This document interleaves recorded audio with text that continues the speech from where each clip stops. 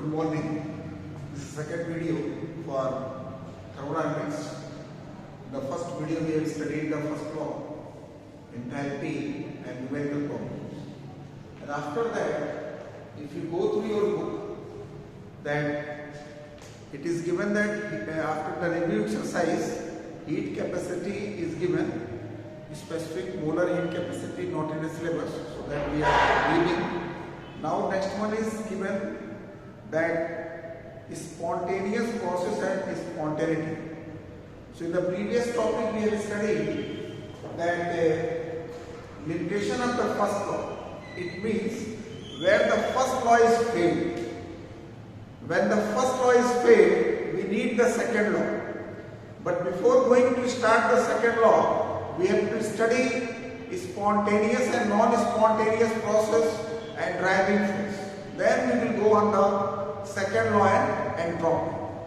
So what is a spontaneous process? In your life you have seen that if you ignite coal, it will continue to burn. If you burn candle, only initiation is required, that will continue to burn. And if you take some amount of salt or sugar, put into water, it will dissolve without any external sources. It means these processes are spontaneous processes. You must have seen that water is continuously evaporating from pond or lake, river. That is also a continuous process. You have seen that if you take the water at the higher altitude, it is coming continuously. That is a spontaneous process. So what is a spontaneous process? A process which takes place in a given set of conditions. A process which takes place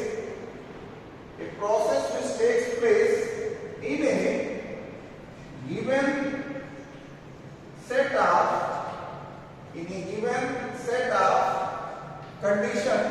conditions is called spontaneous process.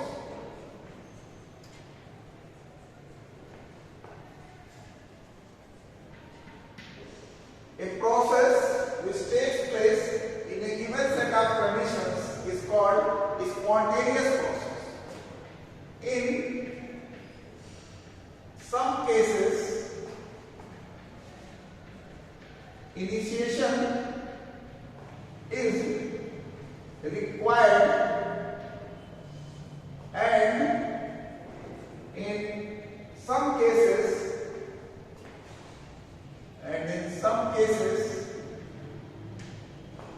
initiation is not required. What do you mean initiation means you have to start it, then only it will continue. And some cases initiation is not required, just to put sugar in water or salt in water, that will dissolve. So spontaneous process classified into categories. In some cases initiation required and some cases initiation not required. So we take examples of spontaneous processes where initiation is required.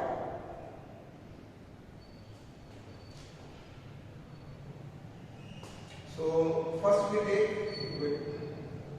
examples of spontaneous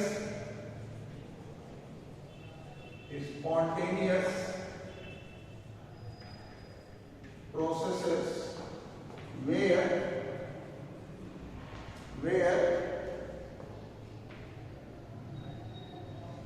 initiation is not required. Where initiation is not required. So first it is given in your book. So according to your book I am going that examples are spontaneous processes where initiation is not required. So first example is given, dissolution of salt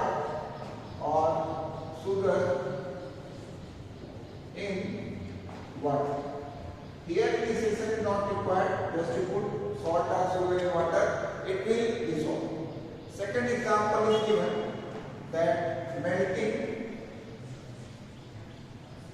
melting of ice and evaporation of water. Evaporation of water. In these two cases, initiation is not required. So, third example is given that utilization of NaOH,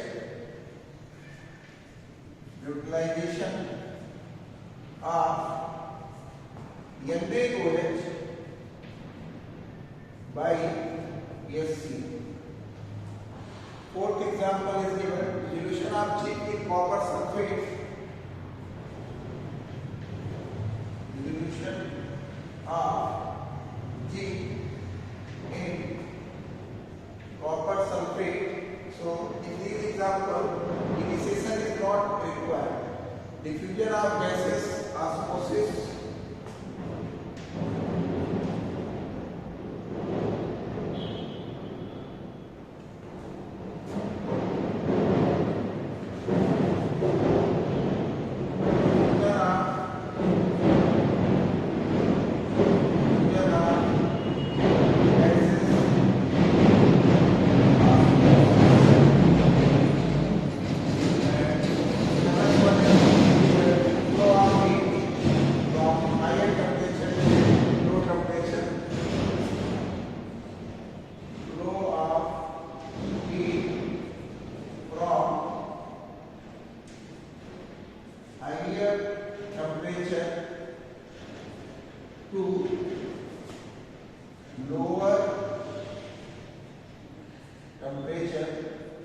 Then next one is given flow of water from higher altitude or higher level to lower level.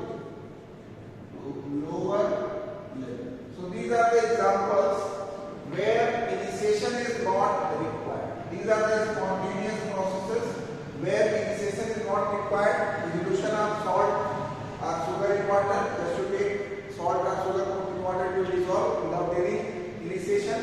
Melting of ice and evaporation of water, there also no starting is required. Neutralization of acid base, just to mix it, they will react to each other. Dilution of zinc in copper sulfate, just to take a piece of zinc, put in copper sulfate, it will dissolve. Diffusion of gases, osmosis, flow of heat from higher temperature to lower temperature, and flow of water from higher level to lower level. So in these examples, initiation is not required. Now other examples we will take where initiation is required. So examples are spontaneous processes where initiation is required. Examples of spontaneous processes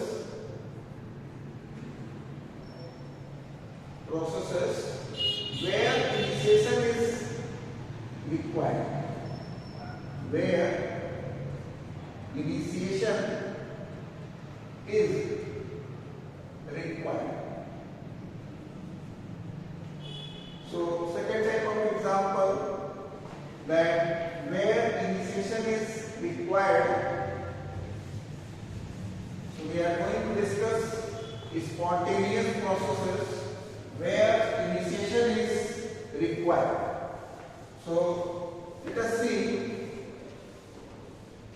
where initiation is required. So first example is given, burning of coal. Burning of coal.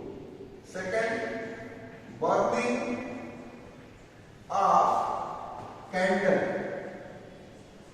In these two processes, initiation is required. Then decomposition of calcium carbonate.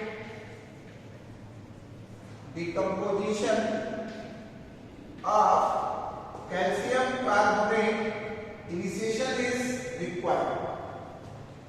Then next one is given burning combination of methane with oxygen.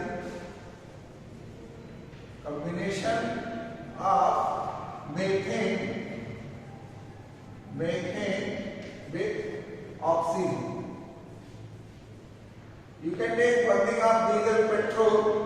So these are the examples where burning of coal first. If you take coal and if you keep it, it will not burn unless you start. When you start it, it will continue to burn unless and until that whole amount of the coal gets full. In the same way happens in a candle also. If you take a candle, automatically it will not burn. But when you start, then it will continue to burn unless and until the candle is getting over. In the same way, the composition of calcium carbonate, when you maintain the temperature, then it will continue. And combination of methane with oxygen, if you take methane, just you burn it will form carbon dioxide and water vapor. So when we start the burning, then only it will continue to burn. So these are the processes where initiation is required. But anyhow, both are spontaneous processes.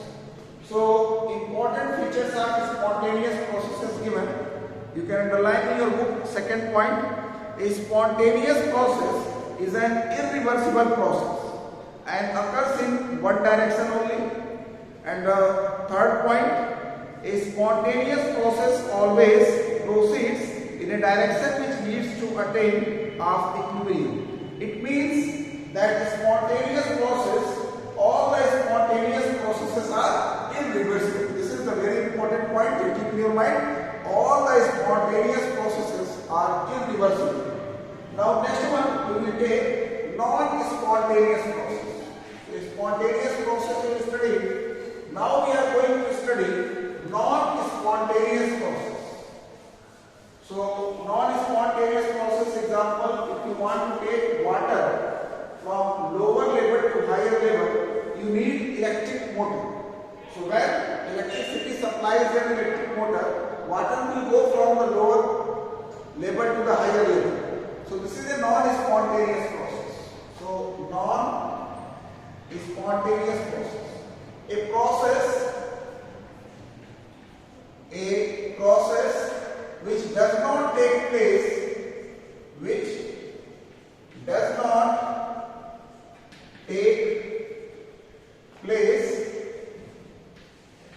in a given set of conditions. In a given set of conditions is called non-spontaneous process. A process which does not take place in a given set of conditions is called non-spontaneous process. So examples of the non-spontaneous process, that first, flow of heat from cold body to hot body. If you keep hot body, it will become cold. But if you keep cold body, it will not become hot. Then second one is that flow of water from lower level to higher level. Flow of water from lower level to higher level. Is also not a spontaneous process. That will go unless and until you supply the electric. If the electric motor is there, then it will flow only. Then third example, that electrolysis of water. Electrolysis of water. Then fourth one is given, that formation of ice in refrigerator. Formation of ice in refrigerator.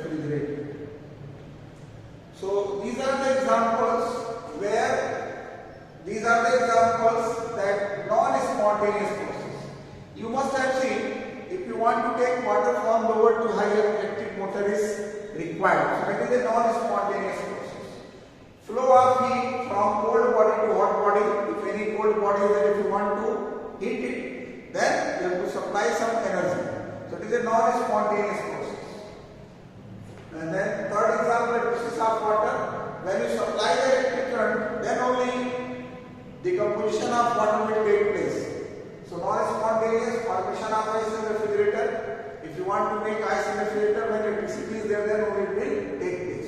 So these are the examples of non-spontaneous process. Now next we are going to discuss about the spontaneity and the driving force for a spontaneous process. So spontaneity and driving force. We are going to discuss spontaneity and driving force for a spontaneous process. So spontaneity and driving force for a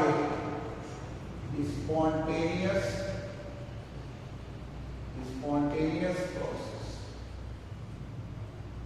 So what are the driving force? Why some processes are spontaneous?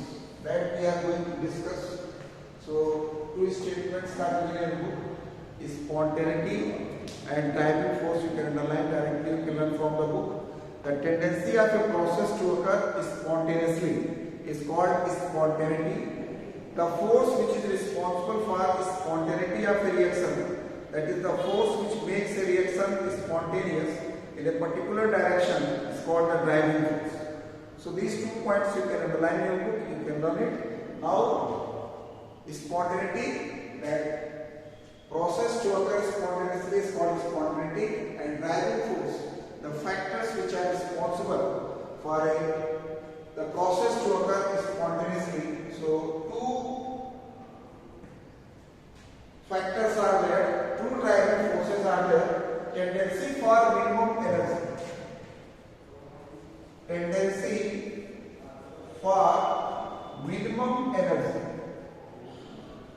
Tendency for minimum energy. And the second factor is tendency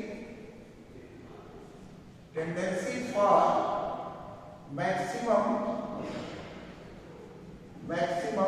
randomness.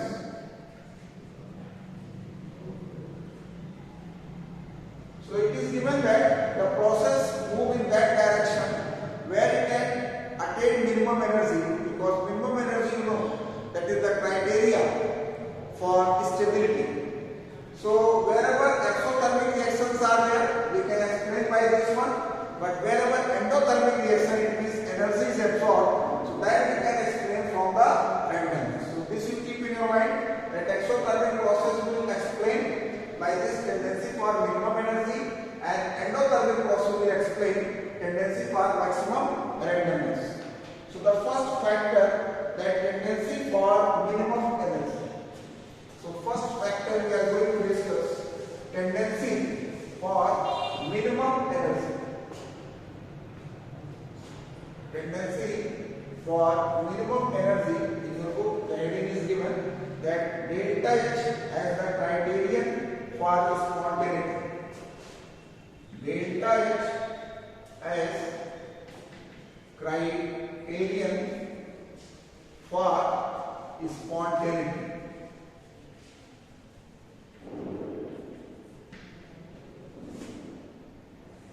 So delta H for criterion for spontaneity. So some points are given that you can note down. It is common observation that in order to acquire maximum stability, every system tends to have minimum energy. So first one, that a stone lying at height,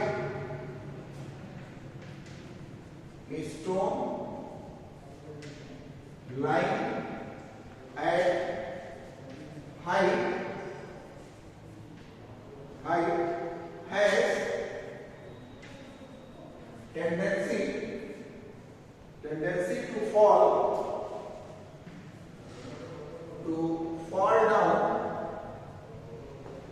down so as to have minimum potential energy. So if any stone is there, it is at the high altitude, it will fall, so it can get minimum energy. Second, that water flows down a hill to have minimum energy. Second one, water flows down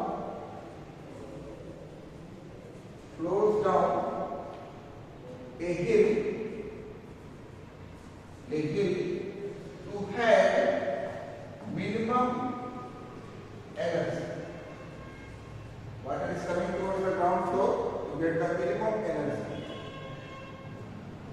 Third example, that heat flows from hot body to cold body so that the heat content of the hot body becomes minimum. Heat flows from hot body to cold body so that heat of hot body becomes minimum. So the heat of hot body becomes minimum. That's why the heat flow is there. Exothermics are spontaneous. Fourth point, that exothermic reactions are spontaneous because delta H is negative. Delta H is negative, it means it is released, and by the release of the heat, that products will have the minimum energy.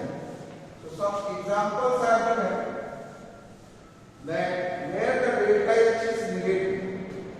So first example that it is given, hydrogen combined with oxygen form water, and this delta H is given minus 247. Delta H minus 247 kilojoule per mole. Means this much heat is released. Then S2 plus Cl2 is formed 2HCl. Delta H is given here minus 185.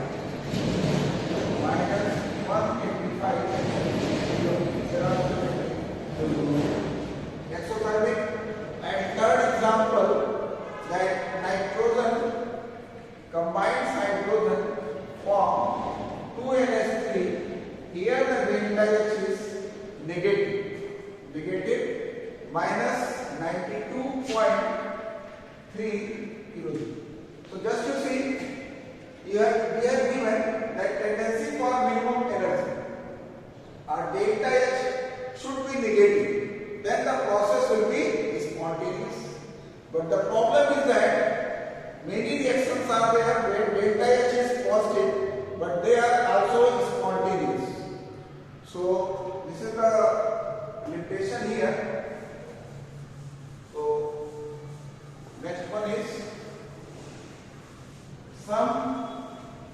here it is given delta H as the criterion for spontaneity. So in some reactions, or you can say some reactions are endothermic. Endothermic, it means delta H is positive. However, these reactions are spontaneous. It means here delta H negative is failed. To explain some processes, that evaporation of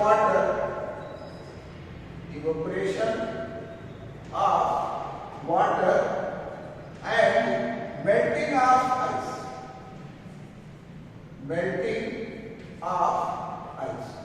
So as it is given first factor that delta H as criterion, means the reactions which are having delta H negative, they should be spontaneous. But limitation is there, some reactions are there where delta H is positive. For example, endothermic reaction, however they are spontaneous. It means delta H negative can explain the spontaneity of the some processes, but it cannot explain the spontaneity of all the processes. It means it cannot be the sole criteria for spontaneity. So second factor we are going to discuss, that tendency for maximum randomness. So second factor, this first factor is over, tendency for minimum energy. Now the second factor, tendency for maximum randomness. Now we are going to discuss the second factor, tendency for maximum randomness. So endothermic processes can be explained. So endothermic processes will take place in that direction. So it can get maximum randomness. So the endothermic processes take place in that direction.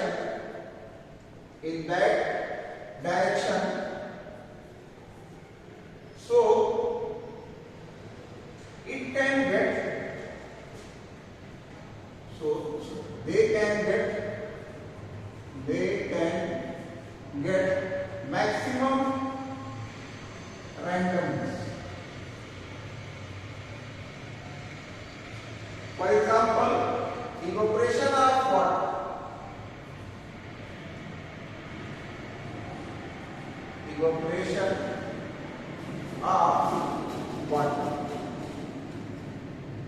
Second, melting of ice. You must be thinking, what is randomness? Randomness or disorder is same. Just to see the class you are sitting, when the bell is going on in well order. But when the recess bell is given or the dispersal bell is given, you people are going here and there. So that is called disorder.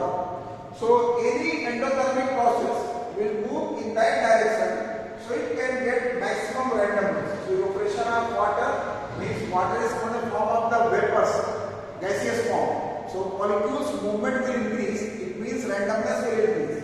In the same way, melting of ice, that one is solid form, when the water is moving in a liquid, then that randomness will increase. Some more example, that randomness as spontaneity, that you can underline page number 376. Randomness and spontaneity. A spontaneous process always followed up an increase in disorder or randomness of the system. Mixing of two gases, melting of ice, evaporation of water, spreading of ink. So last one is given. An increase in randomness may also be regarded as criterion for spontaneity of a process. So I suggest you keep 2 points in your mind: delta H negative and randomness. You keep 2 things in your mind, that delta H negative and randomness. So delta H negative, one factor, and second one is randomness. 2 factors are there. So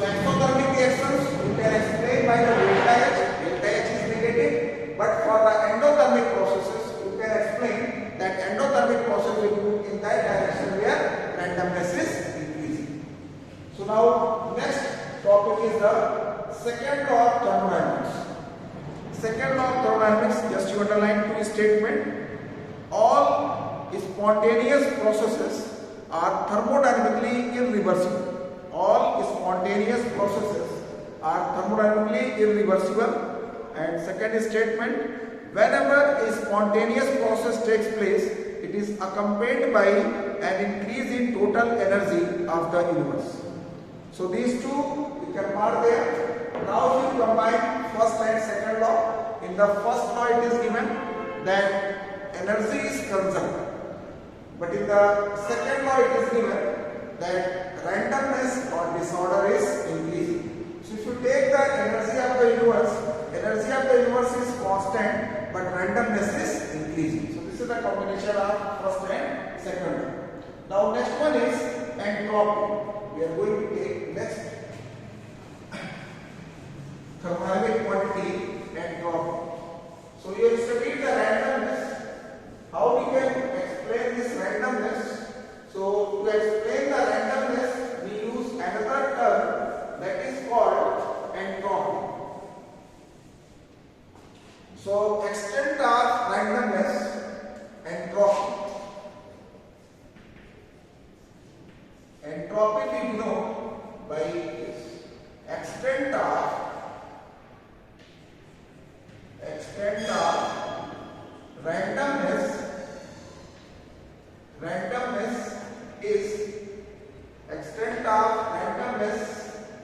is expressed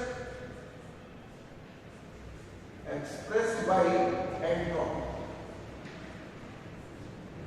Or you can say entropy measures the randomness. Entropy measures the randomness. If randomness is more, entropy will be. So entropy is a state function. This entropy is a state function. We studied state function that depends on initial and final condition of the system. And for a reversible change,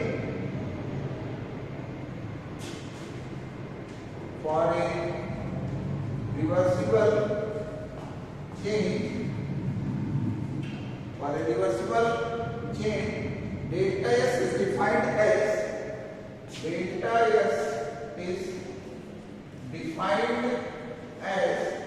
delta S is equal to Q reversible upon T. This is the formula for change in entropy. Delta S is equal to Q reversible upon T, and if you take the unit of this one, you will get Joule per Kelvin per mole. This is the unit of the entropy, and entropy is a state function. So if you want to calculate the change in entropy, then sum of the entropies of the products minus sum of the entropies of the reactants. Then you can take the difference. And if you want to calculate the standard entropy, what is the standard entropy? Standard entropy. So in thermodynamics, if standard term is used, it means at 298 Kelvin and 1 atmospheric pressure. So if any entropy, if entropy is calculated at 298 Kelvin and 1 atmospheric pressure, so that entropy is called standard entropy. Wherever this standard term is coming, either standard entropy, standard enthalpy, standard free energy, whatever it is coming, if the standard is used, it means that quantity is measured at 298 Kelvin and 1 atmospheric pressure. So in the book it is given absolute entropy measured at 298 Kelvin or 1 atmospheric pressure is called the standard entropy. In a simple way you can say that the entropy is measured at 298 Kelvin or 1 atmospheric pressure. That entropy is called that standard entropy. So here I have taken the entropy, and if you want want to calculate the standard entropy change, so sum of the standard entropies of the products minus sum of the standard entropies of the reactants. So by this way you can calculate entropy. So now next one is physical significance of entropy. Physical significance of entropy means from the entropy what information you get. So entropy and randomness both are same. So physical significance, if the greater is entropy, greater is the randomness. So physical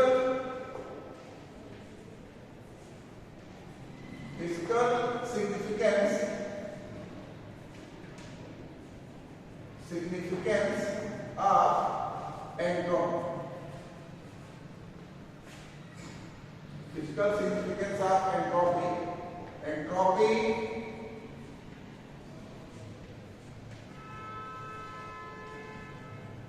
measured randomness. Greater is the entropy, greater is the entropy,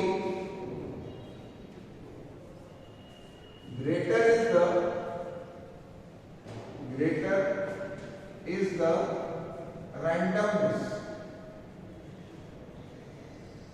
Means if the entropy is more, randomness or disorder will be more. So if you take entropy of a gas will be entropy of a liquid, and that will be greater than entropy of solid. So one example, suppose that this here we have taken water in ice form, so solid is there, or you can say this is solid. When this solid is heated, it is changes to liquid. So this one is liquid, and when the liquid is heated, it will become gas. So this one is gas. So if you see that in solid form molecules are well arranged, it means that randomness or disorder is less. So when you move, this heating is given. When you move solid to liquid to gas, what do you mean? That in this direction, that randomness or entropy is increasing. So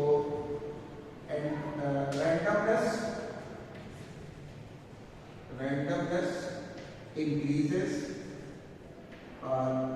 in the same way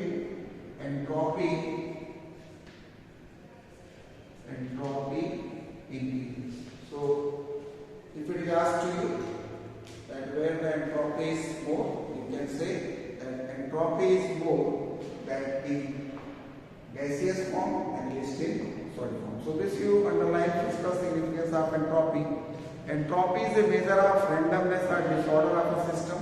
Greater the randomness, higher is the entropy of the system. For a given substance, the entropy of the system is minimum for the crystalline solid, while maximum for the gaseous state. The liquid state possesses the intermediate value. So this diagram I have given you. Now next one is entropy and spontaneity of a process.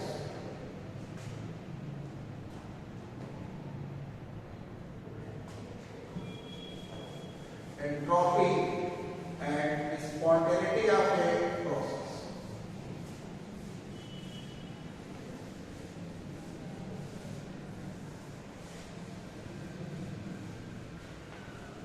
Three points are important, that entropy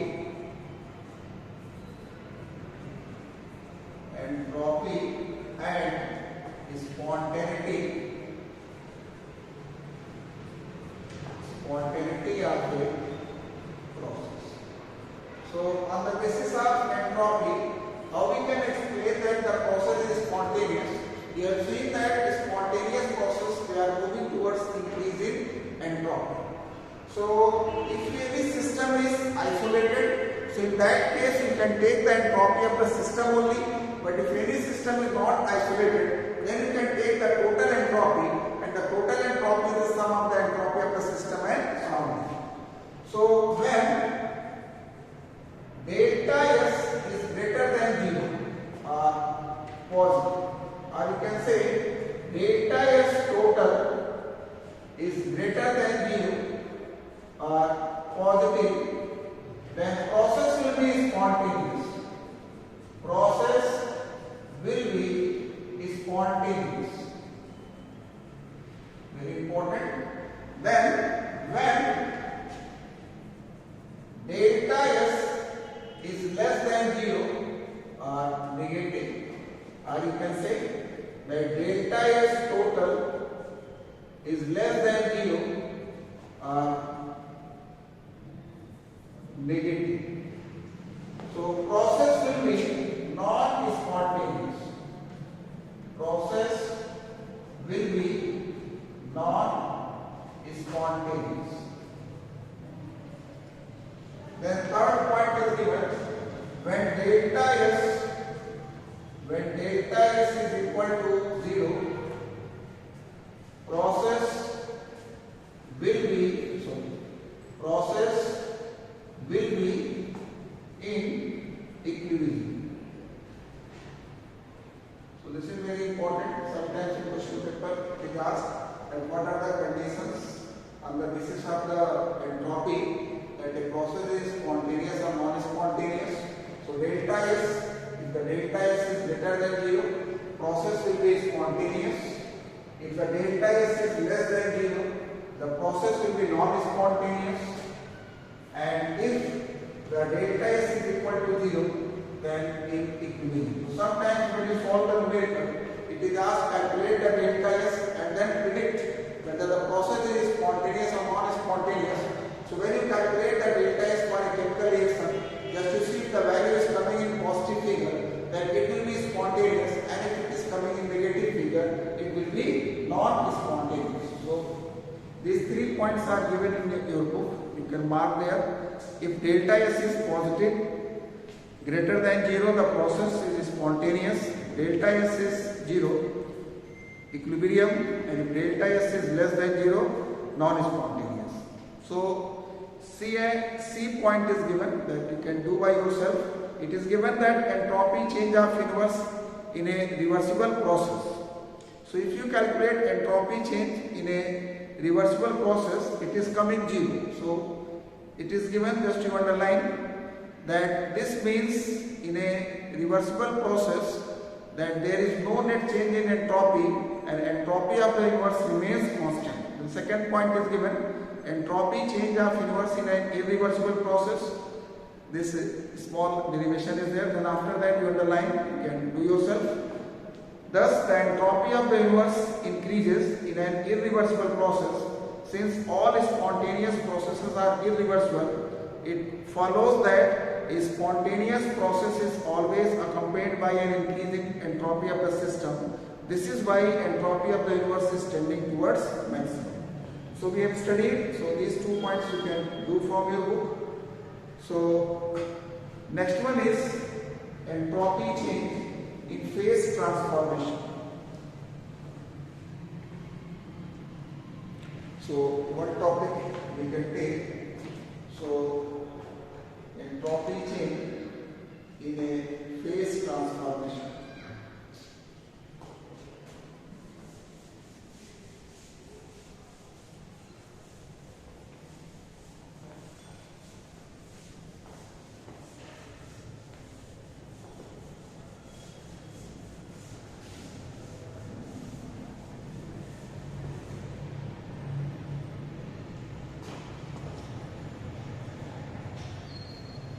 Entropy change in a phase transformation.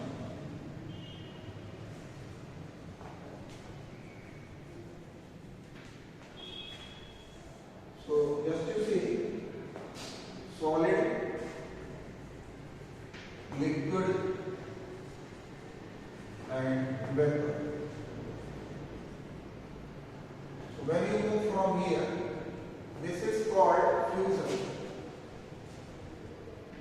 This one is called vaporization. And this one is called sublimation. So we have to study entropy of fusion. Entropy of fusion. That we know by delta A. Fusion. So it is very simple. Just to see what is entropy of fusion. The entropy change when one mole of solid changes to liquid at its melting point is called entropy of fusion. And if you calculate entropy of fusion, that is equal to S liquid minus S solid.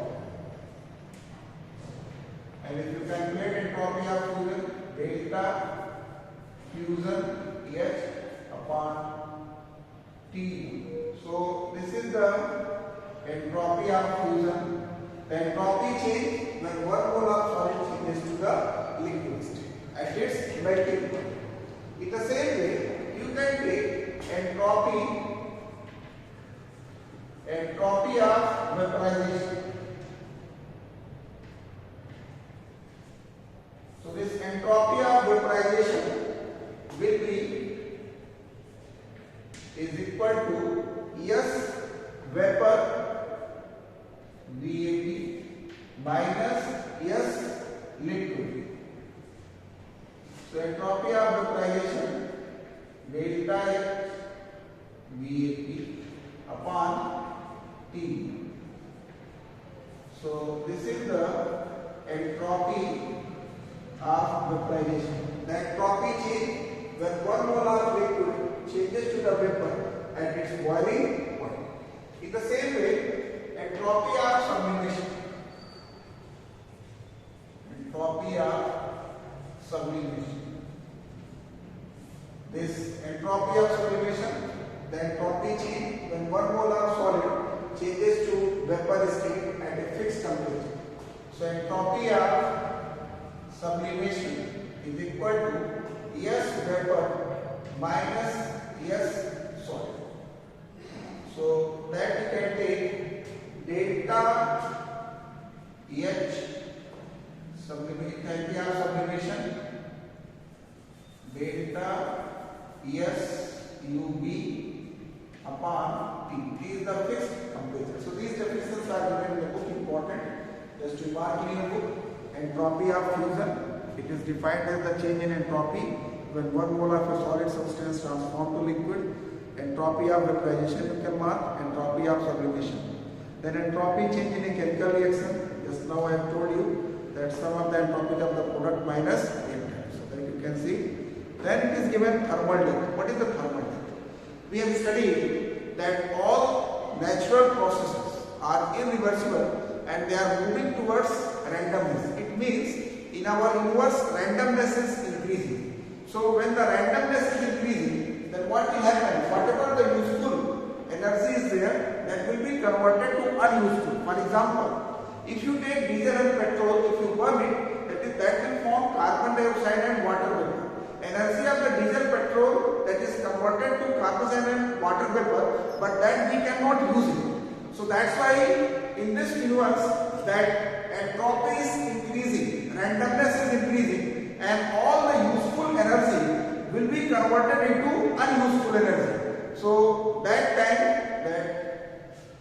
that is called thermal death. So you mark there in your book. We have already learned that entropy remains constant in reversible process while it increases in an irreversible process. In nature, most of the processes are spontaneous, which are irreversible in nature and involve an increase in entropy of the system. Therefore, entropy of universe is continuously increasing. So the increase in entropy means an increase in disorder or decrease in order energy which is available for useful work. Since the entropy of the universe is increasing day by day, a stage may come when there will be no energy available for useful work, this state of affairs will totally paralyze our activities and life will come to a standstill. Such a state of affair will correspond to a thermal death of inhabitants of the universe. And after this, example 6.11, 6.12, 6.13 and 6.14. So that you can solve it. In the next video, we will take the free energy and then numerical problem of the review exercise, coming exercise, we will discuss in